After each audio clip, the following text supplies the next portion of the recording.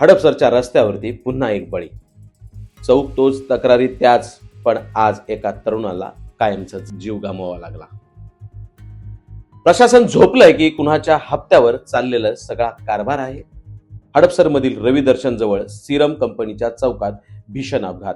एक तरुण ऍक्टिव्हावरून जात असताना टेम्पो आणि टँकरच्या कचाट्यात सापडला आणि क्षणात टँकरच्या चाकाखाली चिरडून त्याचा जागीच मृत्यू झाला. पण हा फक्त अपघात नाही, ही आहे व्यवस्थेची हत्या. या चौकात अनधिकृत वाहनं थांबली जातात. हॉकर्सचा रस्ता अडवला जातोय.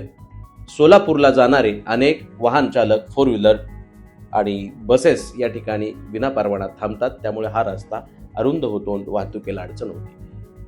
वाहतुकीचा पूर्ण बेजबारा उडतोय. अनेकदा नागरिकांनी तक्रारी केल्या, पण ना पुणे महानगरपालिका हल्ली ना पोलीस हल्लं. मग प्रश्न असा उभा राहतो, जर हे सगळं बेकायदेशीर होतं तर आजपर्यंत कारवाई का नाही? आणि जर सगळं कायदेशीर होतं तर एक जीव का गेला?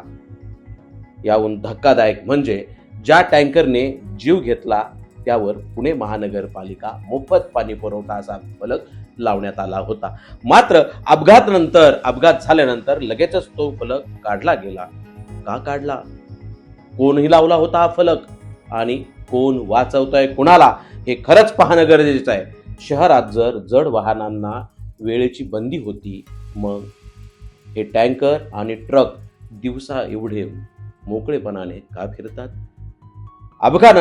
अपघातानंतर काही तास चौक पूर्ण मोकळा होतो. अपघात झाल्यानंतर चौक इतका शुकशुकाट आणि सगळं अनधिकृत वाहनं सगळी काढली जातात. म्हणजे समस्या होती हे प्रशासनाला माहिती होतं, पण प्रश्न सरळ आहे, आणखीन किती तरुणांना जीव घालवावे लागणार आहेत? हा अपघात नाही, हे बेफिकिरीची किंमत त्या तरुणाच्या जीवनाशी, त्याच्या कुटुंबाशी जोडलेली आहे. हे थांबलं पाहिजे. अजून किती बळी घेणार आणि तो अनधिकृत वाहनतळ कधी हलवणार, हा सगळ्या हडपसरकरांचा प्रश्न आहे.